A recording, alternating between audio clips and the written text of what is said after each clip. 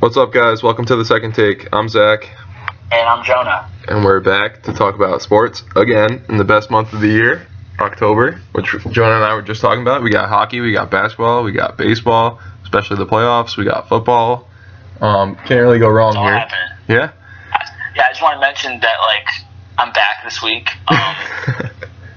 Last week was a little bit complicated because the day after we recorded last time, the dorm in which I lived burned almost to the ground. So I had to relocate, didn't have much internet access. Still don't have Wi-Fi in my room, but I'm here in the school library recording this because I'm dedicated. So let's hope I have better luck with my picks this week than with my living situation. And hey, it's the best month in sports, so I'm just happy to be alive right now. There we go. Just happy to be watching sports. What a time. Nothing better than, at least it didn't happen freshman year. That could have been pretty bad. At least you have been that would have been I would have probably cried and gone home. Anyways, he's alive. We're good. We're back. Yes. Cowboys are 4-1, I think, right? 3-1, 4-1. Cowboys are 4-1. Yeah, so he's even better than he was before.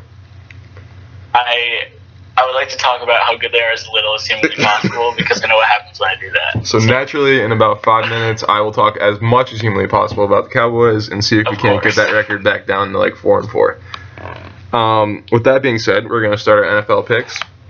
And the first game we're going to be picking this week is a 1 o'clock matchup between the Bengals and Patriots. Obviously, Tom Brady's back. This game is also in New England, and the Patriots are 8.5 point favorites. Brady played out of this world last week, threw for 4 touchdowns, right? Yeah, I believe so. And he took his foot way off the gas by the end too. Just mailed it in against the Browns for a nice 4-touchdown performance, almost 400 yards. He's very scary right now, and I don't like to even have to think about playing him, so I'm glad we don't play him.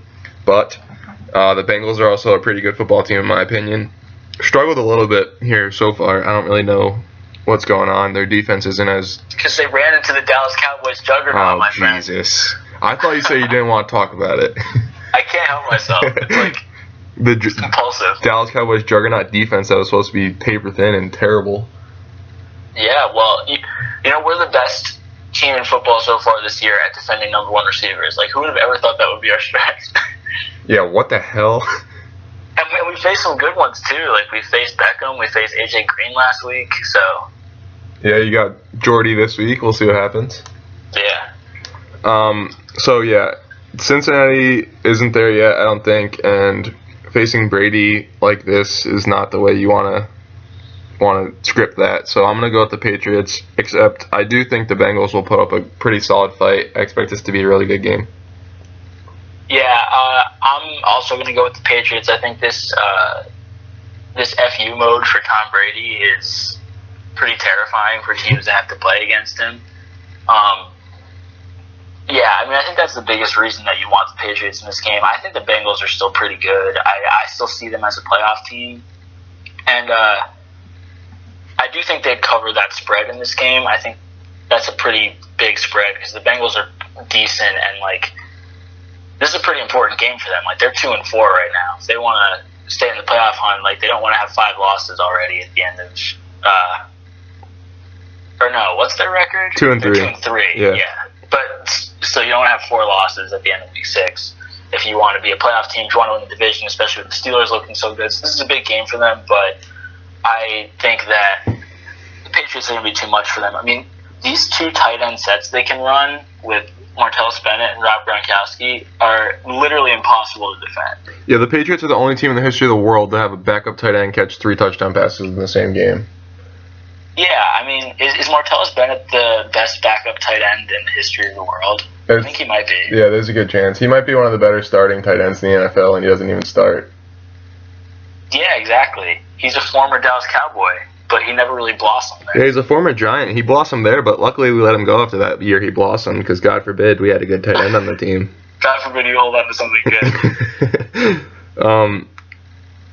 good. Like you said, the Bengals are kind of digging themselves a hole. And it's getting deeper by the week with the way the Steelers are playing. So it's going to be an important game for them. I don't think it's a must-win yet, but I think it's a must-play-well type of game because they need They gotta show something. something at least. I mean, like, you can't make a Patriots game a must-win because... Right, because good luck. But they gotta show some signs of life because they really didn't last week. I mean, they played pretty much like crap in that game. I'm not going to give all the credit to the Cowboys. Like, the Bengals didn't really play very well. The score at the end of the game made it seem closer than it actually was. Like, they were by far the worst team in that game. Right. But luckily for them, they do have the Browns, Redskins, Giants, Bills, Ravens, and Eagles coming up in the next 6 games after they play the Patriots, and they should be favored in all those games. So. Yeah, I mean, they've lost to good teams. They lost to Pittsburgh. They lost to Dallas, who at least looks like a good team. I'm not going to necessarily say they are, but yeah, I mean, I think they'll bounce back, but I don't think they win this week. Right. So that will bring us to the next game we're picking, which is Chiefs-Raiders, 4:05 game in Oakland, where Kansas City is the favorite, and I know Jonah doesn't like that very much. No, I do not. I think that's a travesty. The Raiders are playing at home against a team that, at least from what we've seen body of work this year, that they're better than Kansas City. I'll admit to being wrong about the Raiders at the preseason. I feel like we kind of split on our Raiders-Jaguars disagreement. I feel like I kind of seem like I'm right about the Jaguars, and you seem like you're right about the Raiders. I think that this offense is just super impressive. I think they're still a young team, and so they're prone to taking games off. And, like, coming off big wins, sometimes a team like that doesn't play so well in the next game. So, like, I see the worry there, but I think that for the Chiefs to be favored on the road in this game is too much respect for the Chiefs. So you're taking the Raiders? Yeah, I'm taking the Raiders. I'm going to take the Chiefs, and it hurts me to take the Chiefs. But interesting. They're coming off bye week, coming off a really bad performance 2 weeks ago against the Steelers where they got blown out of the water. Unwatchable. Yeah, like pathetic. It really should have been 43-0. They got some late touchdowns, but yeah, I don't know. Something about the Marcus Peters always makes me like the Chiefs as much as I don't like any player on the Chiefs other than Marcus Peters. Oh yeah, he's been the bright spot this year for them, absolutely. Yeah, and I'm a little worried about the Raiders because if they have to get to that Derek Carr gunslinger mentality, I fear a lot of interceptions. And I'm also expecting them just to kind of come back down to earth just a little tiny bit. Every team kind of needs to do that at one point during the season to pick it back up. And I think this might be the time that the Raiders do that after winning their last 3 games. So, yeah, I guess I'm going to go with the Chiefs. Makes sense. We just had, can I just put in, because like none of the games we're picking this week are primetime games, which I think might be the first time that's happened. Because they suck. The primetime games this week are awful. I mean, last night I wasn't watching the Broncos-Chargers game because I was watching baseball, but from all accounts, it was a pretty bad game that the Chargers squeezed out. They finally didn't blow one, although they tried their hardest to blow it. And then Sunday night we got Houston, Indianapolis, which you cannot pay me to watch. And then Monday night we have the Jets in Arizona, which like has some potential intriguing stuff in it, but it's still not like a good game per se.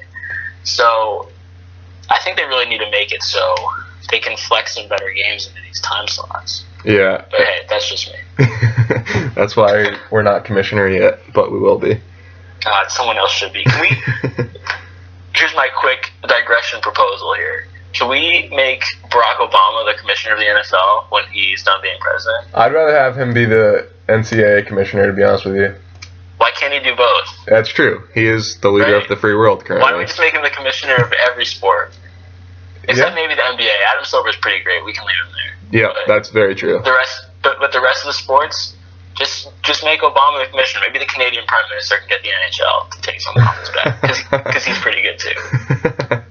I'm just suggesting maybe if the job was open, he might like it. Yeah, I wouldn't mind in the slightest little bit. All right. So Falcons Seahawks. Seattle favored by 6.5. This must be in Seattle. Yes. Yeah, it is. In Seattle. It's a fun game, I think. Yes, the Falcons are not the real Falcons. I don't know what the hell happened. 4-1. Dan Quinn going back to Seattle as a possible storyline. Oh yeah, I didn't even think about that. Yeah, I don't know. I don't think I will at one point in this season pick the Falcons ever. I just have something against them, I guess, because they're never as good as they should be, and when they're good, they're supposed to not be good. I don't know how it works, but I'm taking Seattle all the way. Okay, I'm also taking Seattle just because the East Coast team going west is not as bad as the other way around generally. Listen to you learning over here. But it'll still, yeah, exactly. I know, I'm learning my mistakes. But it's still tough for a team to go cross country like that. The Falcons are coming off a big game against Denver, where they really, I mean, you could say they proved themselves. You could also say they were playing against Paxton Lynch in his first game. I'm a little bit higher on the Falcons than you are because I really do believe they're doing great things on offense. I think we might actually be seeing like a real leap from Matt Ryan because in terms of quarterbacks, you do sometimes see guys kind of make sort of a mini leap to the next level, like in their early 30s. We saw it from Drew Brees. It happened to John Elway and Dan Marino. Like these guys got better in their early 30s. I'm not saying he's as good as them, but because of how mental the quarterback game is, you see guys get better as they get older as long as their bodies hold up. I think we're seeing that from Matt Ryan. I think Julio Jones has a good argument for being the best wide receiver in the league. So I really do believe in their offense, but I think their defense is still really bad. There's just like I'm not really that convinced by Vic Beasley yet. Like I'm taking a wait and see approach on that defense. I mean, he did have 4 sacks in the last game. Right, that's true, but he was facing like the backup right tackle. Like Paxton Lynch doesn't have a whole lot of great pocket awareness yet. He was considered a project quarterback coming out of college. So I am very encouraged by what I'm seeing from Atlanta. I think it's pretty likely that they'll be the NFC South winners. As much as I hate to say that, like Carolina has dug themselves a hole. So I think it'd be pretty likely we see them in the playoffs this year, but I think it's too tough for them to win this game in Seattle. I'm going with the Seahawks. Over my dead body, will Julio Jones get over 150 receiving yards on Pete Carroll, Richard Sherman, Earl Thomas, Cam Chancellor? Good luck. So I think they're just going to take the Falcons out of what they do best. I don't think the Seahawks are basically built to neutralize this Falcons team. Yeah, I don't think you can run the ball on them. I don't think Matt Ryan can have any time to make a decision. He's going to get slightly confused by the fronts he sees. So I like the Seahawks.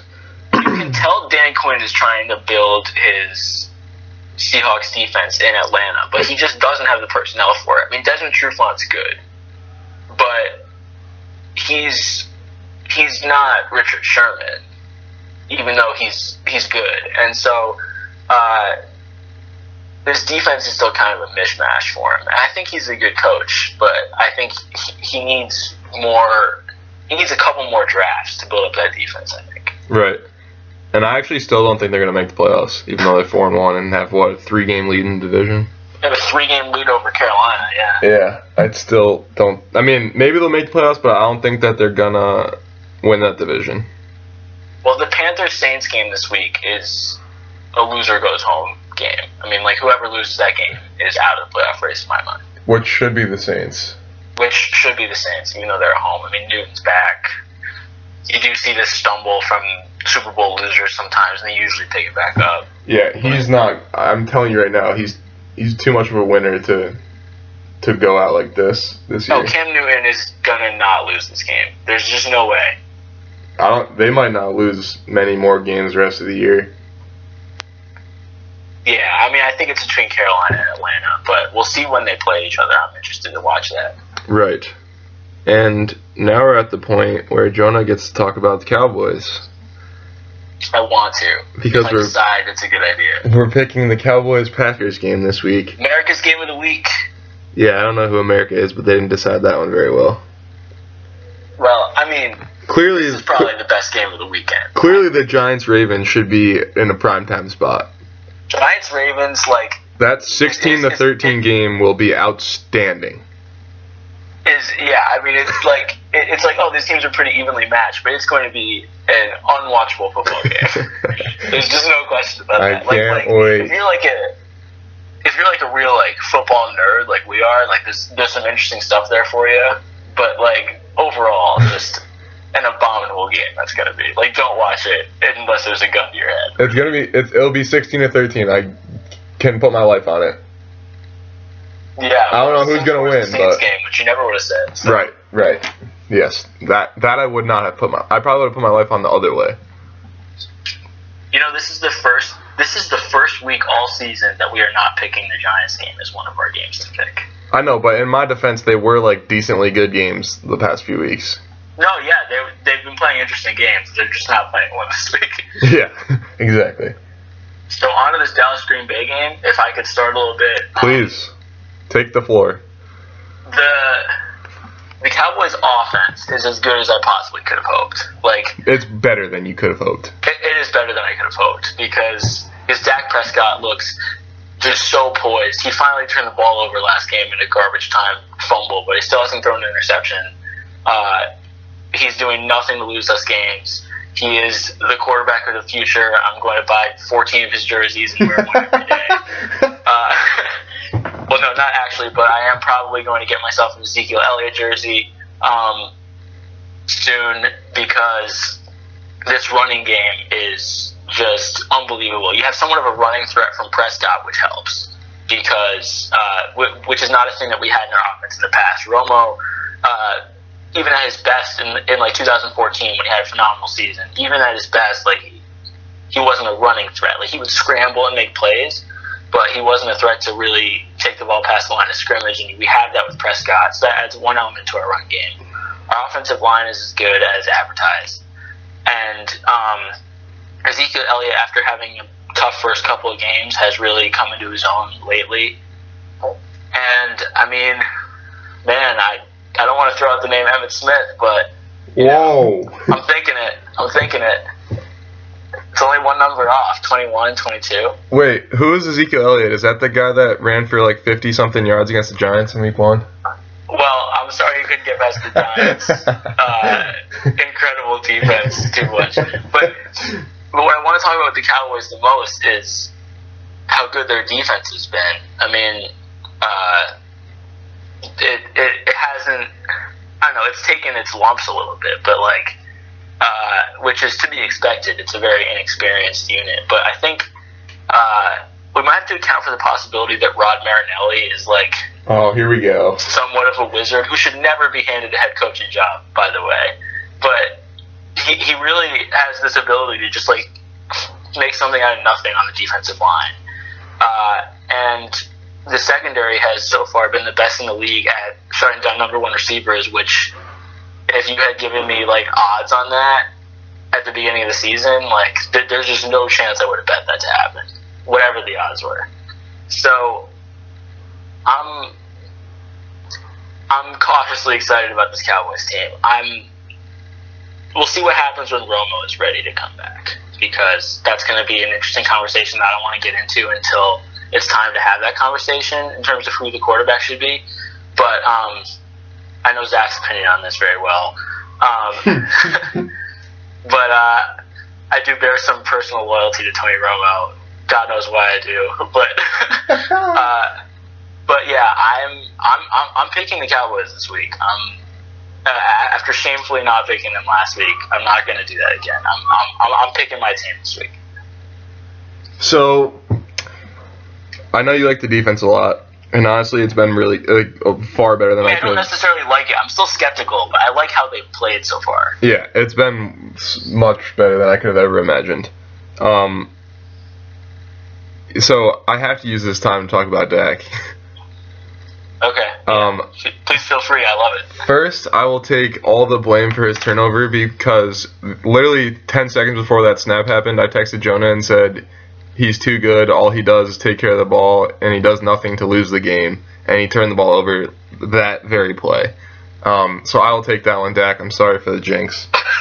But with that being said, genuinely like my quarterback. Like, this feels so strange. I thoroughly enjoyed Dak Prescott's game. Yes. Yeah. I have been on record with Jonah many times saying Dak Prescott should finish this season as a starter.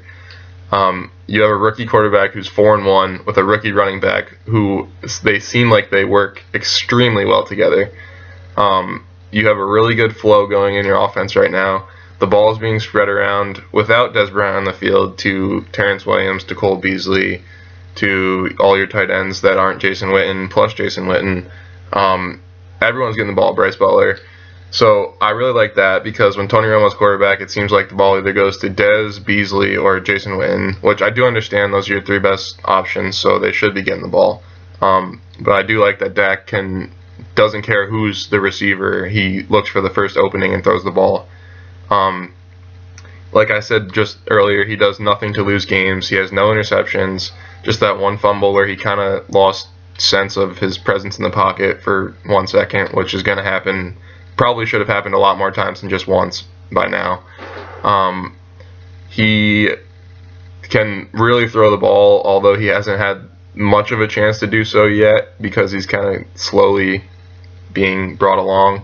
But you can see week by week he gets more of the offense and gets more comfortable in that offense. And I know Tony Romo is a good quarterback. Wow, I just said that out loud. Holy wow. Jesus. Wait, can I save that somehow? It's on the internet forever. I have to edit that out.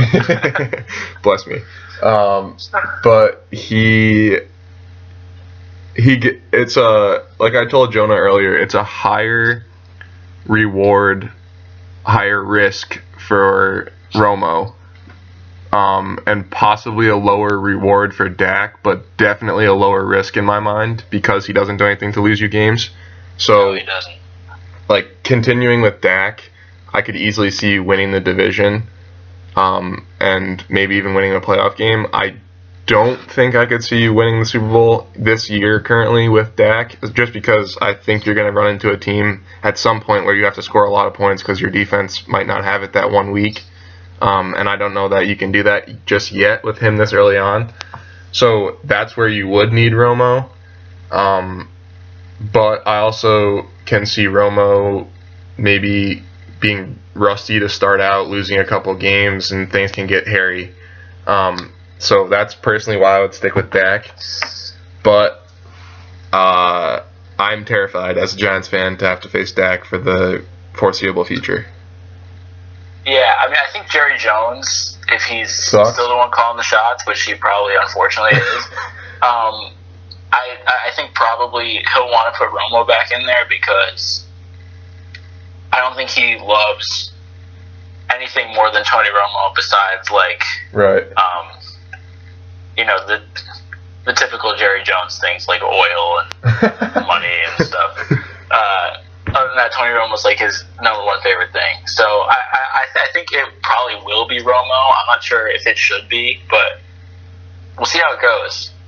I mean, I don't think Dak will like take it personally. Like I don't see it being a psychological problem for him if they put in Romo for him because he understands the situation. I mean, Romo's been there a long time. He knows he's the quarterback of the future. Like I don't think it'll shake his confidence much. Right. But like you'd still be concerned just like with the potential on-field effects of that. Right, and obviously he's come out and said many times he understands it's Romo's team. He fully expects to be the backup when Romo comes back. So I hope he's actually meaning that and not just saying that because that will do him wonders. If he truly believes that he should still be the starter, I could see some things getting affected. And I really do think he should believe he should be the starter because he hasn't done anything wrong. He's taken off. He literally hasn't done anything wrong. Yeah, like it's unreal. He's playing. He's thrown a pick. He's outperforming most Pro Bowl quarterbacks right now.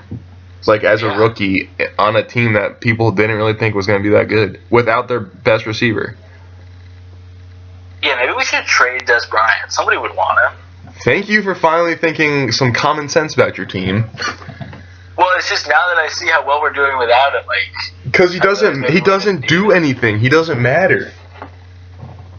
I mean, we can do fine with like You currently are doing fine. That runs the ball primarily, so we should just focus on that. Terrence Williams is a really athletic and solid receiver.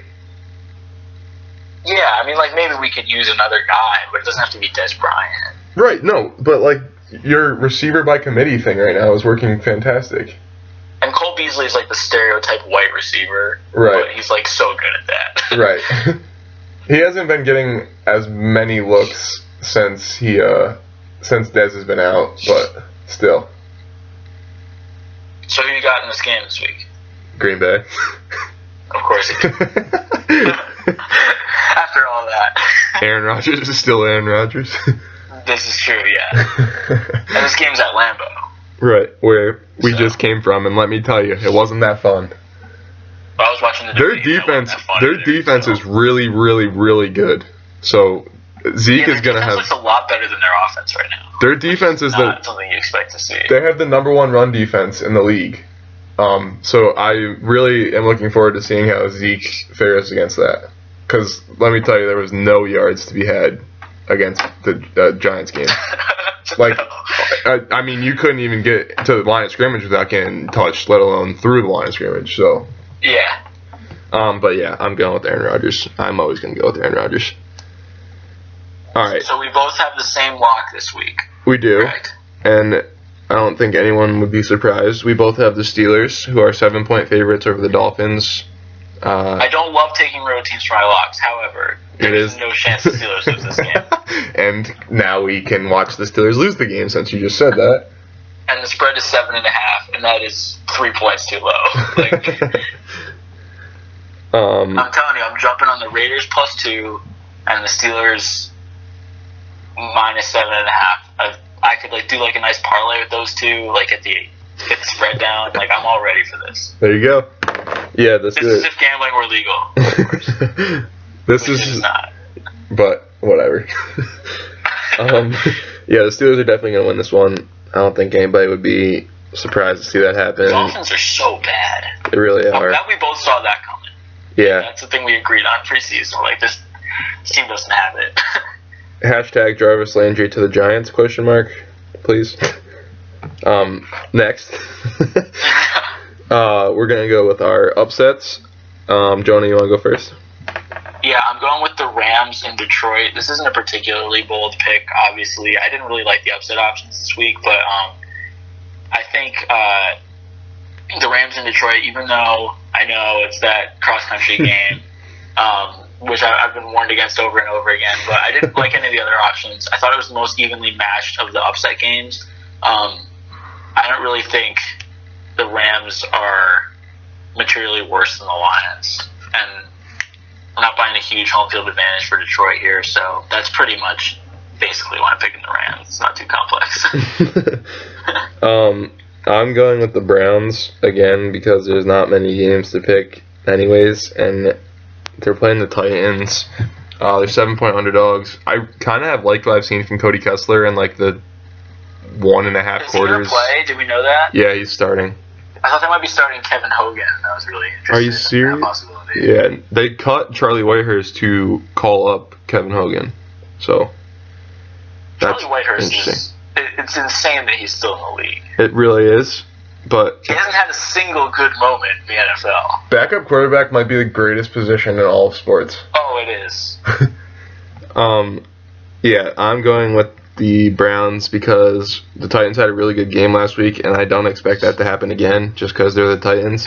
DeMarco Murray's looked great, but Mariota had one good game, and it was last week, so we'll see what happens there. And like I said, I've enjoyed what I've seen from Cody Kessler in the short time that he's been healthy and on the field. Yeah, we'll see what happens here, but I got the Browns. All right.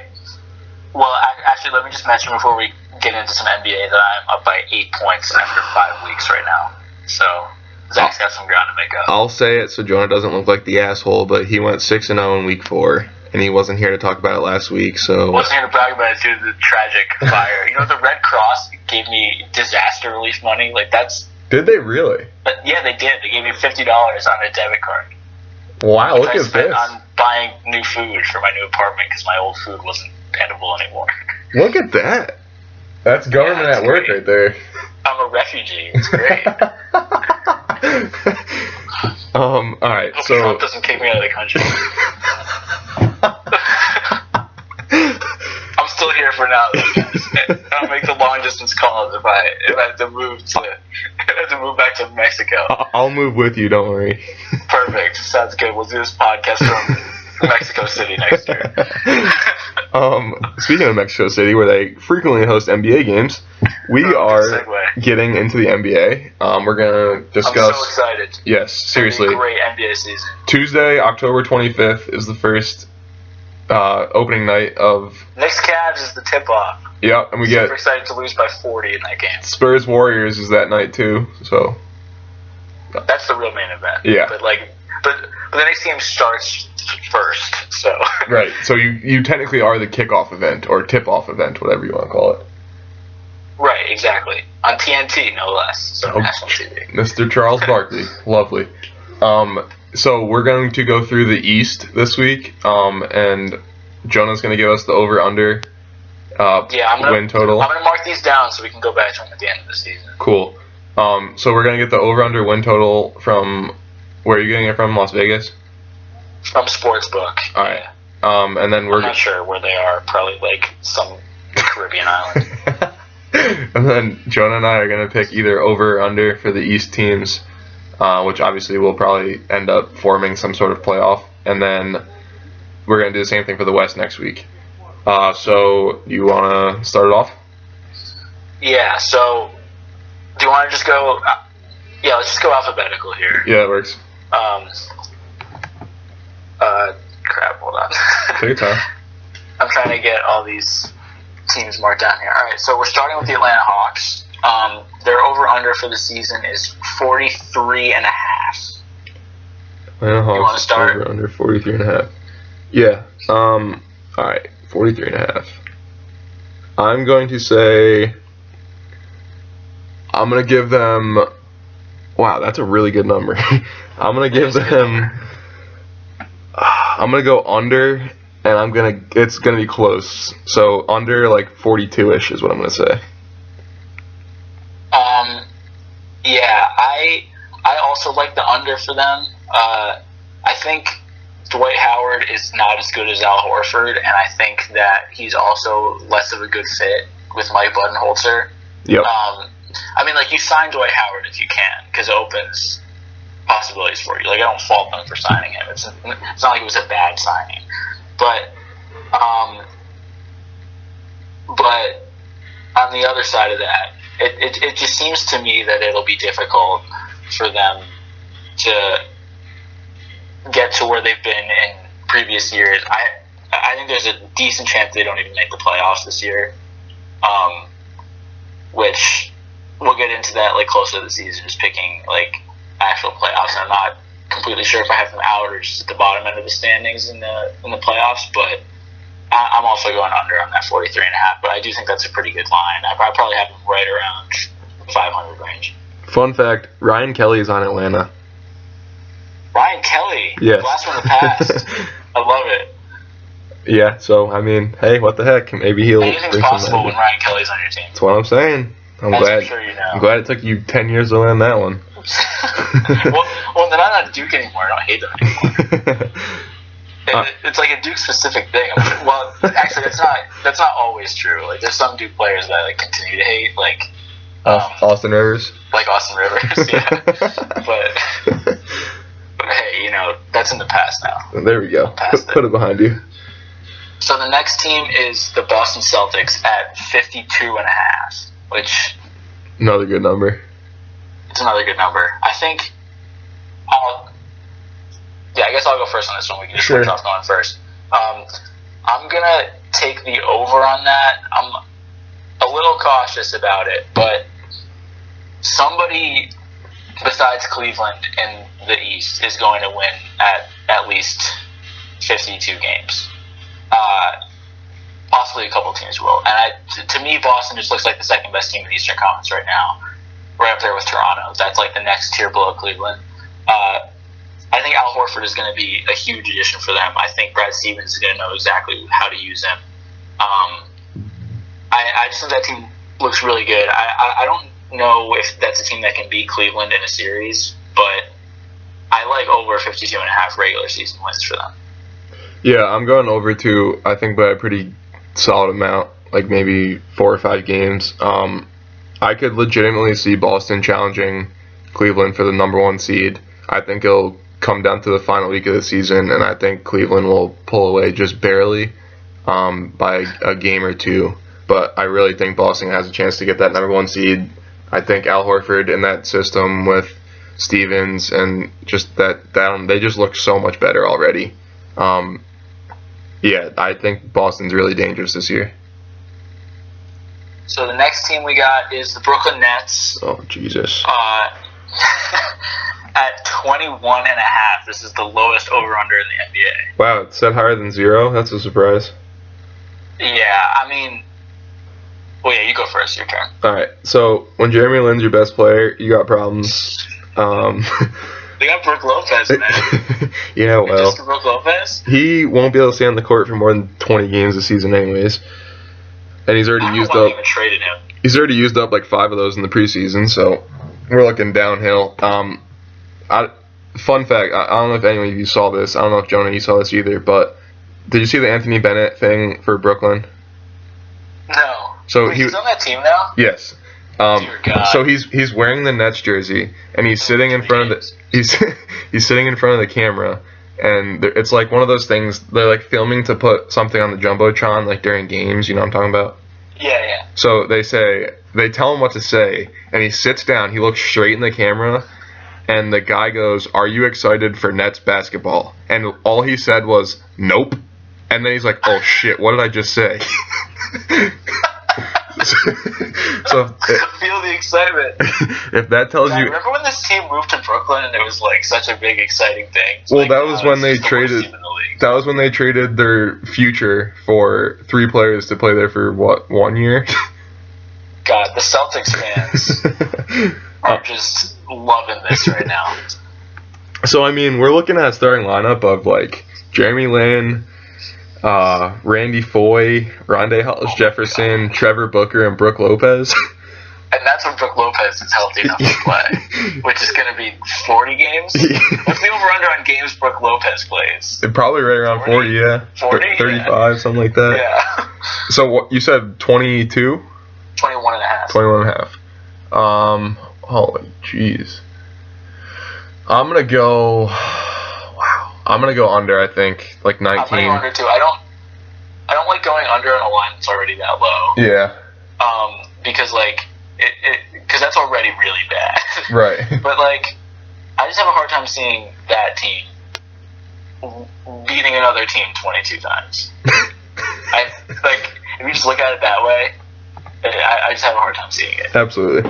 And the next team on the list is the Charlotte Hornets at 40.5. And I will tell you right now, I like the over on that. I think... I don't think this team will be quite as good as they were last year. They lost some pieces. They don't have Jeremy Lin anymore. They don't have Al Jefferson. But Did you just mention Jeremy Lin first? It was the first. We just talked about Jeremy Lin. It was on my mind. Jesus. But I think those might be a blessing in disguise, especially Jefferson leaving, because he is useful, but now they're a lot more flexible on defense without him. I think they're still comfortably a playoff team. We could see some possible regression maybe from Marvin Williams, who out of nowhere was just like a really good player last year, and like Nick Batum might not shoot as well as he did last year.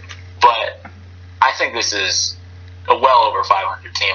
I'd go like 5 or 6 wins over that for the Hornets. I almost said the Bobcats. It's been a while since that's been a thing. Yes. Yeah, I like Kemba Walker. I don't know. I just like this team more than 40.5 wins. I like Kemba and Nick Batum. I'm questioning MKG to see if he can hopefully get back to fully healthy. Yeah, that'll be a key. I like him, but I hate Roy Hibbert, who doesn't. I hate Frank Kaminsky, again, who doesn't. Oh, God. I just don't see a lot of stuff on this team that I like besides Rashid Suleiman, who won't be making the roster, obviously. Yeah, I'm going to go... Oh, that's like a push. I'm going to go... Can't be a push. It's a half line. I know. I'm going to go under at 40. Okay. So next we got the Bulls at the exact same line, 40.5. Jesus. All right, so we have obviously. They make these good. These are hard. Yeah, like if you look at this at the end of the season, it's unreal how close these spreads or lines are to the actual team record. But yeah. So we have the additions of D Wade, Rajon Rondo, the loss of Derrick Rose and Joakim Noah. I mean, I don't know. D Wade, I don't know how much he has left. I think he's gonna play pretty well this year because I think he's gonna want to kind of show off for Chicago.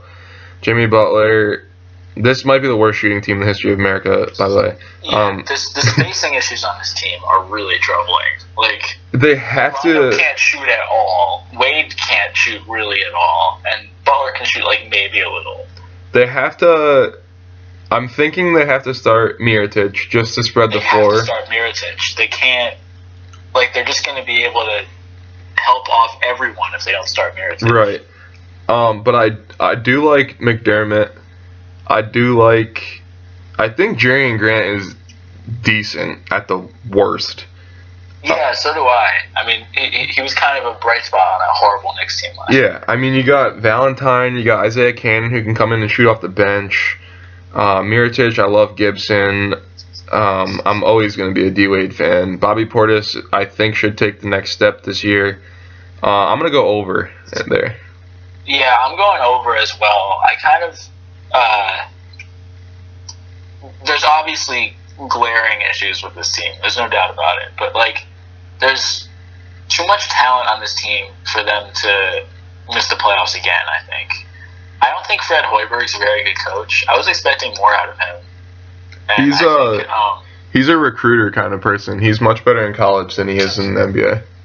Yeah, I mean, like, I'll give him one more year because he's never been an NBA coach before, so, like, I'll give him another shot with this team. But, like, I'm a little worried about that. I'm obviously worried about their spacing.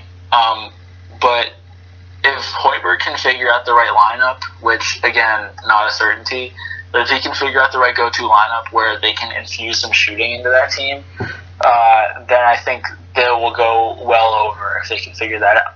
And I think even if they don't, there's a good chance they could finish 41 or 41. Like, I don't think that's going to take a huge effort. Right. So next up, we got the Cavs at 57. And 57. I'm going to go under on that. And that has nothing to do with what I think of the talent of the Cavs. But I think, obviously, they're clearly the best team in the Eastern Conference. They're still riding high from that championship, as well they should be. That was one of the best finals of all time. Like, can't talk enough about how great that Cavs championship was. But I think they're going to do a thing that the Spurs are famous for doing, and that's just kind of coasting through the regular season and saving energy for the playoffs because they got guys with miles on them. LeBron James has played, I don't even know how many games at this point. Like, he's played like a season and a half every year for his whole career. So, like, there's a lot of miles on this team. I think they're going to take the regular season as an opportunity to just do what they have to do, but not go above and beyond.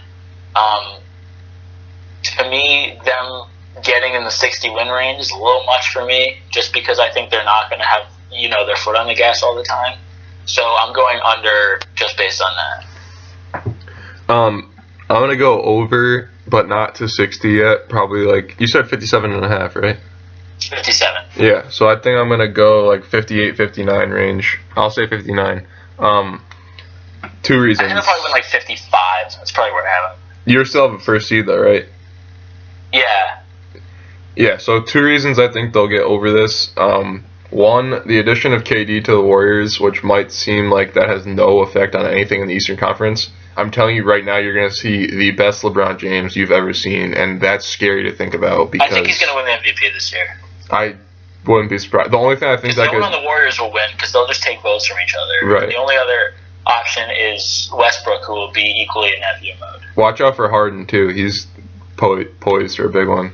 That's also true. We'll get to that with the Western Conference. But the only thing that could hurt LeBron with MVP, I think, is sitting out games, which I do expect to happen because, like Jonah just said, he's played so many games. Yeah, he'll probably play 72 games. Right. Which he hates sitting out, but he has to do it. And then a second reason, I have to say this one because I need to take credit for it when it happens. K. Felder is going to win Rookie of the Year. Wow. I was waiting for your reaction. I'm just kidding. He's not winning Rookie of the Year. Ben Simmons will probably. But K. Felder. Prediction. That's the boldest one he made. He made a lot. K. Felder is going to be really, really, really good. He's going to play backup point guard for this team because they literally don't have another option. So I really, really, really think he's going to have a great year. The little 5'8" firecracker. And then another name is Jordan McRae. I think those two guys coming off the bench are going to be just huge for this team. Both can score the ball. Both are crazy athletic. Both really, really, really want to win games. So those two things together, I think, will get them over 57. Yeah, that's a fair argument. I mean, obviously, there's certainly enough talent here to do it. It's just a question of how hard they're going to go. Right. So next up, we got the Pistons at 44.5. Pistons at 44.5. That's pretty good. I kind of like that. Like, that sounds about right to me. Yeah. So they have. It's kind of. I mean, they added Boban, so obviously you gotta hike up the win total there. Gotta add 10 or 15 wins for that, I think. Henry Ellison's gonna be a good rookie. I'll let you talk about Drummond. You know I love Drummond. I think Tobias Harris is a really good basketball player. Ish Smith is at least helpful. KCP, I mean, I don't know. This team, to me, I've heard a lot of people fall in love with this team. And to me, they're still missing things. 44.5. I'm going to go under. Yeah, I'm going to go under too. It pains me because, as you just alluded to, I'm the world's biggest Andre Drummond fan outside of the greater Detroit area. For no reason whatsoever. He just happened to fall in love. I just love Andre Drummond. Like, okay, well, there's a couple reasons. Just like, the first reason is like when you just look at Andre Drummond, like when you watch him play, like even since college, like when you watch him play, you're like, that's an NBA center. Like just looking at him, like he's an absolute physical specimen. Like with braces. Right. The only person that we've seen that you could compare him to, just in terms of like physical specimenness, is Dwight Howard. And he started dating Sam from iCarly, which I guess is not a thing anymore. But did he really? Still, you didn't know that? Maybe I did. I don't think so, though. I'm sure you're the person I would have talked to about this. I mean, it's possible. I just didn't remember that. Wow. Oh, yeah, so that was a thing. Obviously, the free throw thing's a big problem. Like, he's got to lock himself in the gym and shoot 1,000 free throws a day. Like, or just shoot underhand. Onuaku and Rick Barry figured it out. Yeah, I mean, what does he have to lose by trying it? Like, dude, Onuaku's shooting like a solid 75-80% like that. So what the hell? And yeah, I mean, what he's doing now certainly isn't working. So right. But yeah, I'm going under also. There's pieces I like on this team. I think Reggie Jackson is. You're not a big Reggie Jackson fan, is that correct? Correct. Yes. Yeah, I feel like I remember having a long conversation about Reggie Jackson at some point. Although we've had long conversations about probably half the players in this league. Yeah, like I think there's a lot of talent here, but again, I'm not convinced I know where the shooting's coming from on this team. That's my problem, yeah. Because, I don't know, Kentavious Caldwell-Pope, that name's too long.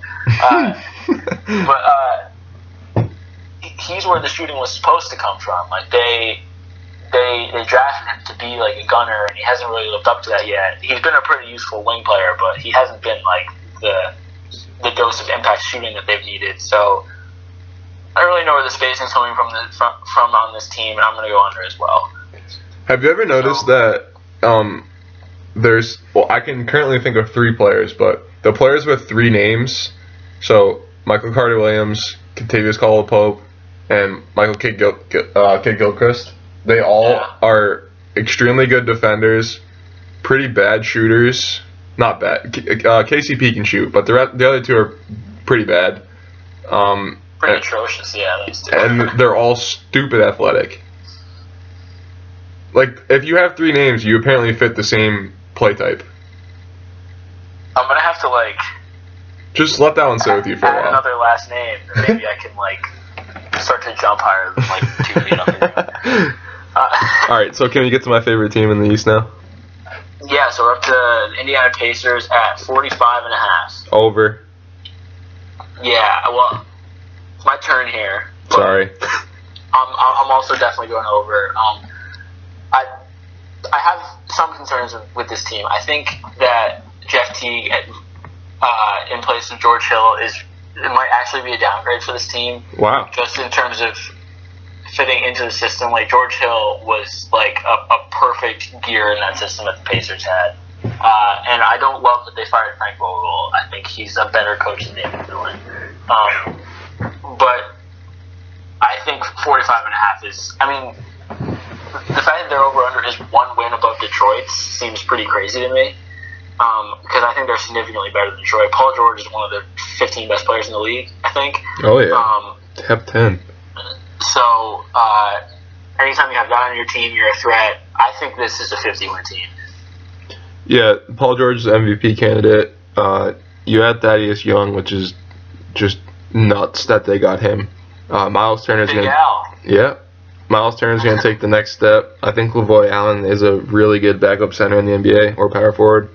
Alex Poitras can provide some defense and wing play.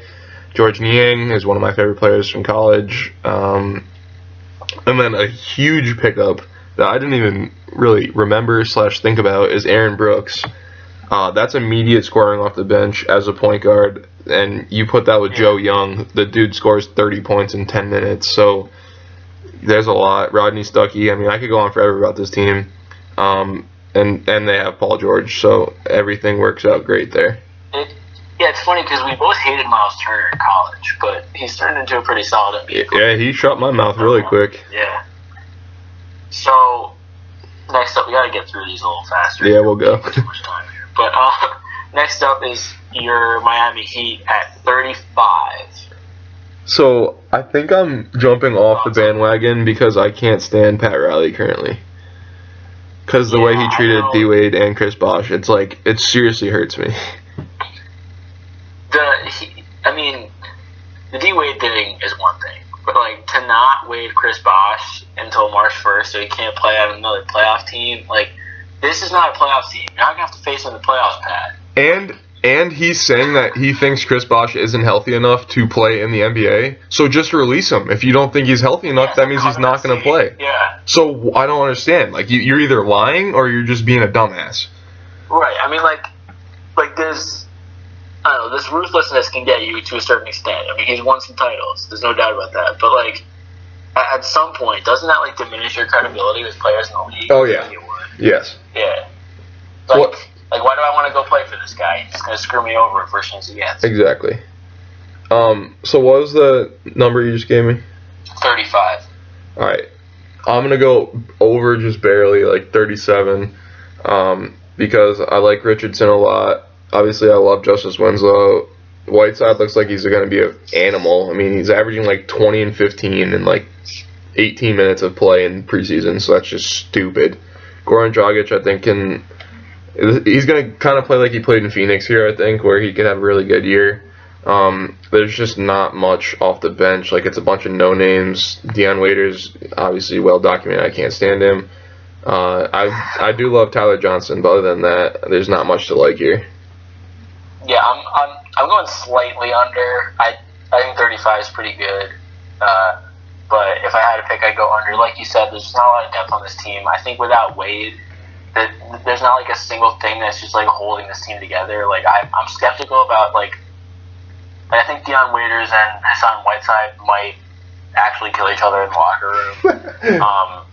I thought it was ludicrous that they matched the offer sheet for Tyler Johnson because that was so much too much money for Tyler Johnson. They should have let the Knicks just have him. I think he's not bad, but that's a lot of money. I think at that point, realizing you don't have D Wade, you kind of had to. Yeah, I guess so. I think he's really good. I think he can be a solid NBA player. Yeah, there's potential with this team, but I don't know. Some of these teams have to finish in the low 30s in wins, and I just don't see a lot from this team. Right. So next up is the Milwaukee Bucks at 36. Oh, that's a travesty. And there's a lot going on here with this Bucks team. I love them. I would have loved them more before the Chris Middleton injury. It's very true. Good point. And then the force of the hand to get Beasley for no reason. Oh, Beasley. I thought that the Bulls should have taken Beasley over Rose in that draft. That was my big opinion at the time. I thought Beasley was the best player in that draft. So, that's a thing I was wrong about. If anyone was interested in other things I've been wrong about, which is many in sports, I was like, oh my god, how could I not have taken Beasley? Beasley's the guy. Beasley's the next Kevin Durant. Yeah, I know. Well, that was clearly wrong. But I still think I like the over, but not as much as I liked it before because I think without Middleton, they're certainly much thinner on the wings. But the thought of Giannis at point guard, a 7-foot point guard, just marauding around the court, dude, he's dominating, destroying everything. The man is dominating sports right now. Yeah, we got your man Jabari Parker out there. Greg Monroe really was a bad fitting puzzle piece on this team last year, but still, off the bench where they're going to have him this year, I think he can be really good. Yeah, there's definitely a lot here. It's enough for me to put him over even with the Chris Middleton thing. Yeah, and hopefully Rashad Vaughn can make some threes, and Brogdon can do the same. This is the tallest starting lineup in the history of America. There's a solid chance their starting lineup would be Yanni, Malcolm Brogdon, Jabari at the 3, Thon Maker at the 4, and John Henson at the 5, which is 4 players over 6'8". Or maybe all 5. What? No, yeah, 4. Their center will be shorter than their point guard, which is pretty cool. But. Yeah, so there's just so much here.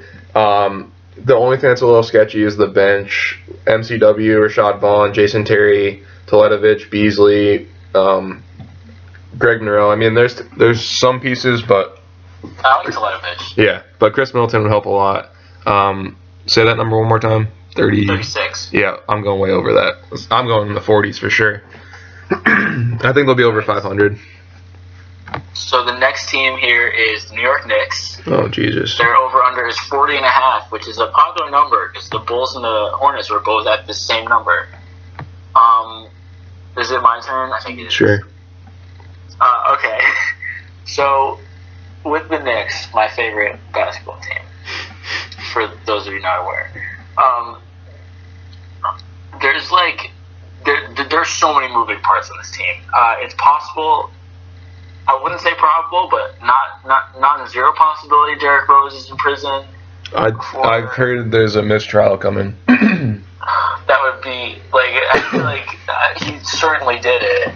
His defense was so completely unconvincing. He's okay, let's just lay the groundwork here.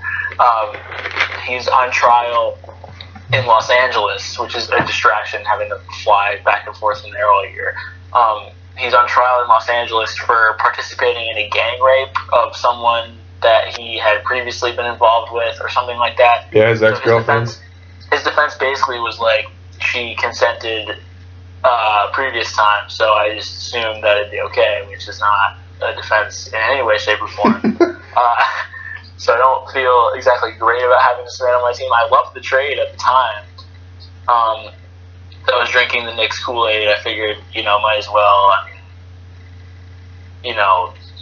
What do we have to lose, basically? But that's going to be a big distraction. I love Porzingis, a lot. He's my firstborn son. I really do love Kristaps Porzingis, but this team is like chemistry wise is a hot mess. You ain't kidding. And like, count me as like the first time I'm like down on one of my teams here, but I'm going under this next number. I think this is going to be a messy season. Yeah, I like Melo a lot. Porzingis, I just talked about how he's a 80 overall in 2K, and he'd like to get that up, so he obviously needs to play better. Brandon Jennings has like slightly been revitalized so far, just preseason still, but I like what I've seen. Courtney Lee is a good shooter. Kyle O'Quinn I like. Lance Thomas is not a small forward. I don't care what anyone says. The fact that Lance Thomas can take 10 to 12 shots a game for this team is terrifying. Yeah, sure is. Marshall Plumlee, Player of the Year. Yeah, I'm gonna I'm gonna go over just barely by like a half a game. Okay, so next up is the Orlando Magic. Their number is 37. Orlando at 37. All right, so Orlando added because I know what I think here. What'd you say? I was asking just because I know what I think here. Oh yeah. So Serge is a decent addition, but they lost a lot in Oladipo. They added Bismack Biyombo, so they have a solid front court right now with Ibaka, Biyombo, Vucevic, Aaron Gordon. I've heard Aaron Gordon is going to be playing small forward pretty much every game. I don't know how I feel about that because I don't think he can shoot still. And I don't think he's anything more than just an athletic player like he was in college. Evan Fournier is like their only shooter, like at all. Scott Labissiere is here. Oh, good. That's like -5 losses. Oh, wait, maybe he's not. I'm thinking of somebody else. No, he's definitely not here. Labissiere's on the Kings. I'm sorry. Equally hot mess. I'm sorry. Yeah, I don't like very much here. What was the number again? 37. I'm going to go under. Oh, this is Frank Vogel. It is. Sorry. This is, I'm going to go over that then. Just a little bit. Wow. Yeah. Okay, because I am, like, digging a hole in the ground going so far under on this team. I think this team is bad, and I don't think they have a plan at all. Their front court is a crowded mess. They have 5 power forwards, and they don't have a center or a small forward. Right? Because they have right. Ibaka, Bismack Biyombo, Vucevic is barely a center because he can't protect the rim at all. They have Aaron Gordon, who's a power forward. They have, like, Hazonia, who's hanging around there still. Like, this team has no plan whatsoever. The Serge Ibaka trade was indefensible. Like Oladipo was, like, gonna be their young guy. And they traded him for an expiring contract Ibaka, who, if they think he's staying there after this year, they are completely delusional. I love Frank Vogel. Like, this is with deep apologies to Frank Vogel. I don't think Jesus Christ could turn around this team to get 38 wins. And just like I said, some of these teams in the Eastern Conference are going to be really bad. It's going to be 3 or 4 of them. And this, to me, looks like a prime candidate for one of those. I mean, how do you have a team that, like, doesn't have a point guard? I mean, Alfred Payton has not been a successful pick at all. Like, there's 15 backup point guards in this league that are qualified to be starters, and you're starting Alfred Payton at point guard and you have 5 power forwards? Like, I'm sorry. This is poor team management. Somebody should fire that GM. That's my thoughts on Orlando. And bang. Yeah. That's how I feel about it. But yeah, Frank Vogel's a great coach. That's no knock on him. He didn't build this roster. He just walked in on it. Right. So. Exactly, yeah.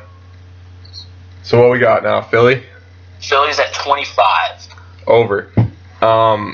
So I like Saric a lot. Joel Embiid has shown just freakish ability so far. Last night they played the Wizards, and he had 11 points and 12 rebounds in 14 minutes. He's been stepping in and consistently knocking down 3-point shots, which is not a good thing for most people. Jeremy Grant, I think, is going to be good this year. They got a kid, the rookie Lualu from France is good, can shoot. Stauskas is a shooter, so they've finally gotten some shooters on the team. Then you have Embiid, Saric, Ben Simmons, and Okafor, which might be the best combination of 4 young big guys you could construct. Simmons is obviously out for a little while. Hopefully when he comes back, he can get back quickly, and he's looked really good so far. I know I knocked him hard going into the NBA season, but every day I've slowly liked him more and more. Yeah, we both did. I was liking that much. But. Yeah, he's going to be something special, I think, in the NBA. Yeah, I'm going over on them too. I think the biggest reason for that is Embiid. Like, I'm loving what I'm seeing out of Embiid. He looks like a monster in preseason. I'm expecting that they'll trade at least one of those big guys. Like, I think there's a good chance that Okafor is not on this team. Oh, I forgot Noel too. Right, because like they have these guys that they've picked all of them really high, and they're not going to keep all of them because they need wing players. I mean, they have Sergio Rodriguez now, who I think is a very interesting player. Yep. He's probably going to be their starting point guard, I think. Probably at some point in the season, yeah. Maybe not to start, but.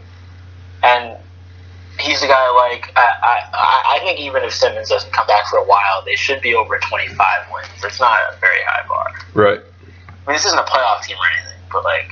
Yeah, but they're not going to be as bad as they have been previously. Exactly. Yep. So next up, we got Toronto Raptors at 50 exactly. 50. All right. So pretty much more of the same for the Raptors team that didn't really experience anything in free agency, I think. Yeah, but this team, how many games did they win last year? They won a lot of games last year. Yeah, 55, 56, somewhere around there. Yeah, and I don't know if they're significantly better, but they're not 6 games worse, in my opinion. Right, yeah. And they added Jakob Poeltl and Fred VanVleet, who I think will be decent pieces. Pascal Siakam, who's just a rebounding animal to try to take over the loss of, what's his face? Biyombo. This team on paper never looks good, but, like, they just are. Like, Corey Joseph is really good. Obviously, Lowry and DeRozan, you didn't even need to talk about that. Darrell Wright, I think, is actually going to have an impact on this team, shockingly, coming over from China last year. It's a name I haven't heard in a while. Yeah, I know. But, yeah, I like this team. I think they're going to be over pretty easily. Yeah, I have them over, too. You got a lot of overs here, man. I know. You have, like, 4 unders so far. You have, like, 10 overs and 4 unders. I know, because I think all these teams are going to have the same record.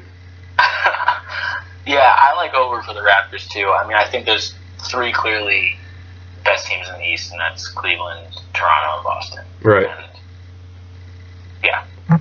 So then, finally, we'll finish up here. I'm coming close to the end of my reservation for the study. Washington Wizards. The Washington Wizards, they're at 42.5. I'm going to go on. I'm just going to... Go ahead. I'm going to go over on the Wizards. Okay. I think that they underperformed last year relative to their talent. I think I'm not, sold on Scotty Brooks as a great coach, but I think he's a better coach than Randy Whitman. Absolutely. I think they underachieved last year. They should have some positive regression. I see them getting back to the playoffs this year. I think there's a good amount of talent here. I think John Wall is a great player. I mean, I think a lot's going to ride on if Brad Beal can play a fair amount of games, which is a similar Brook Lopez situation. Right. I think they're going to be under, but just barely. Just because I don't think that Wall and Beal get along that well together. Oubre and Porter Jr. should be taking their next step. I don't know if they're going to, but they should be. Another team that has a front court pile up with Mahimi and Gortat and Andrew Nicholson. I will tell you that one name to watch is Daniel House on this team. I think he can come in and be a solid small forward off the bench. We talked a bunch about him in April, yeah. But, yeah, I'm going to go just barely under. So we disagreed on 6 out of the 15 teams here. True to our form, that's a fair amount of that's pretty decent if you ask me. So, for Charlotte and Washington, you went under and I went over. And then for Cleveland, Miami, the Knicks, and Orlando, you went over and I went under. Okay. we'll see how that turns out at the end of the year. We'll be back next week with Week 7 picks for the NFL, and we'll take these over-unders for the Western Conference. Yep. And, yeah. Perfect. All right. Thanks for listening, and we'll see you back here next week.